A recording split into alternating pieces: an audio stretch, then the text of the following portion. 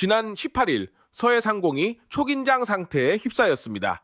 우리 군 당국도 일반 국민도 전혀 알지 못하는 사이에 한반도 하늘은 순식간에 아슬아슬한 대치 상황으로 치닫고 있었습니다. 주한미군의 F-16 전투기들이 서해상공, 그것도 중국의 방공식별구역이 닿는 공해상공까지 진출했고, 이에 중국군 전투기가 대응 출격하면서 한미중 세 나라의 공중전력이 첨예하게 맞선 것입니다. 특히나 주목해야 할 점은 당시 오산기지를 이륙한 미군 전투기들의 날개 아래에는 훈련용을 뜻하는 파란색 훈련탄이 아닌 실전에 사용하는 노란색 실탄이 장착되어 있었다는 사실입니다. 단순한 기동훈련이 아니라 명백한 무력 시위의 성격을 띠고 있었던 겁니다.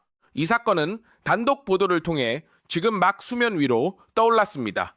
그리고 그 내막을 들여다보면 볼수록 지금 우리가 어떤 지정학적 틈바구니에 서 있는지 냉정하게 직시하지 않을 수 없습니다. 정부는 사태 발생 직후 외교 안보 라인을 총동원했습니다. 정보 공유도 없이, 그것도 실탄까지 장착한 채 서해상에서 민감한 훈련이 강행된 데 대한 심각한 우려를 한미 군사 채널과 외교 채널을 통해 전달했습니다. 그 결과 브런슨 주한미군 사령관이 우리 군 당국에 사과의 뜻을 전한 것으로 확인됐고, 당초 21일까지 나흘간 예정됐던 훈련은 이틀 만에 조기 중단됐습니다. 일단은 외교적 마무리가 된 듯 보입니다. 하지만 진짜 질문은 여기서부터 시작됩니다. 과연 이런 일이 앞으로 다시 발생하지 않을 거란 보장이 있느냐는 것입니다. 이번 훈련의 성격을 좀 더 자세히 들여다보면 우리의 우려는 더욱 깊어질 수밖에 없습니다. 주한미군이 이번에 실시한 훈련은 한미연합훈련이 아니었습니다.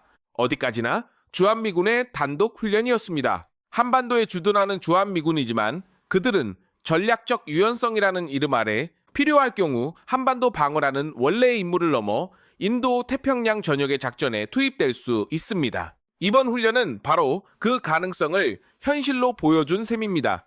이틀간 오산기지에서 파악된 주한미군 전투기의 출격 횟수만 무려 170여 차례, 거기에 실탄까지 장착했다는 사실은 단순한 훈련이 아니라 중국을 겨냥한 고강도 무력 시위를 염두에 둔 포석 아니었겠느냐는 해석에 무게를 싣습니다. 이 과정에서 우리 군은 철저히 배제됐습니다. 군 소식통의 전원에 따르면 애초에 연합훈련이 아닌 독자훈련이었기 때문에 미군이 사전 통보 없이 출격하더라도 우리로서는 마땅히 제지할 방법이 없었다고 합니다. 다른 소식통은 이렇게 말합니다. 동북아시아에서 분쟁이 발생할 경우 주한미군이 그 분쟁에 얽혀 들어가는 문제에 대해 우리 정부의 역할이 중요하다고, 즉 우리가 모르는 사이에 어쩌면 우리의 의지와는 상관없이 한반도가 미중 갈등의 한복판으로 끌려 들어갈 수도 있다는 경고입니다.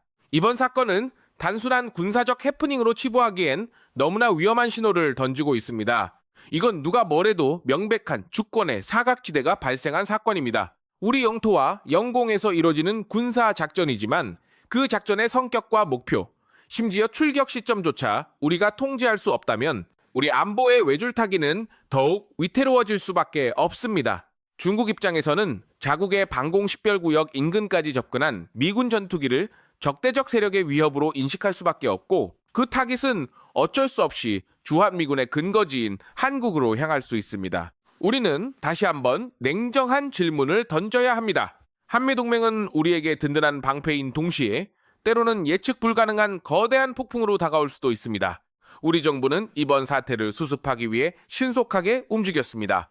외교 채널을 가동해 훈련을 중단시켰고 미군 측의 사과를 이끌어냈습니다. 하지만 이건 일시적인 진화에 불과할지도 모릅니다. 근본적으로는 우리도 모르는 사이에 미군이 독자적으로 출격해 한반도를 둘러싼 군사적 긴장을 고조시키는 일 자체를 원천적으로 차단할 수 있는 안전장치가 필요합니다. 적어도 주한미군의 전술 출격에 대한 사전 협의 절차를 마련하거나 한반도 평화에 직결된 주요 작전에 대해 우리 군의 실질적인 발언권을 확보하는 노력이 뒤따라야 할 것입니다. 그래서 이건 반미 감정이나 동맹 약화의 문제가 아닙니다. 바로 우리의 운명을 우리 손에 쥐기 위한 가장 현실적이고도 냉철한 안보 전략입니다. 아군의 움직임 하나하나를 꿰뚫고 있어야만 진정한 안보가 가능하다는 사실을 이번 사건은 너무도 선명하게 각인시켜주고 있습니다. 우리는 미중 두 거함 사이에 낀 작은 배와도 같습니다. 파도가 잠잠할 때는 그저 거함 곁에 붙어 있으면 됩니다. 하지만 양측의 거센 해류가 충돌하는 순간 작은 배는 아무런 잘못이 없어도 산산조각 날 위험에 처합니다. 지난 18일의 하늘은 그 위험한 해류가 실제로 우리 눈앞에서 소용돌이친 순간이었습니다. 그리고 그 해류는 언제든 다시 거세게 몰아칠 수 있습니다. 중요한 것은 우리가 그 거친 파도 속에서도 침몰하지 않고 항로를 스스로 개척할 수 있느냐는 것입니다. 이번 사건을 단순한 기사 하나로 소비할 것이 아니라 우리 안보 체계의 빈틈을 근본적으로 메울 수 있는 계기로 삼아야 할 이유가 바로 여기에 있습니다. 지금까지 목격한 이 아찔했던 상황들, 그리고 남겨진 숙제들에 대해 여러분은 어떻게 생각하십니까? 동맹과 자주의 경계에서 우리가 취해야 할 가장 현명한 선택은 무엇일지 댓글을 통해 여러분의 생각을 들려주십시오. 이 영상이 유익하셨다면 구독과 좋아요를 통해 더욱 깊이 있는 분석을 함께 나눌 수 있도록 도와주십시오. 저는 계속해서 한반도의 냉정한 현실을 추적하겠습니다. 시청해주셔서 감사합니다.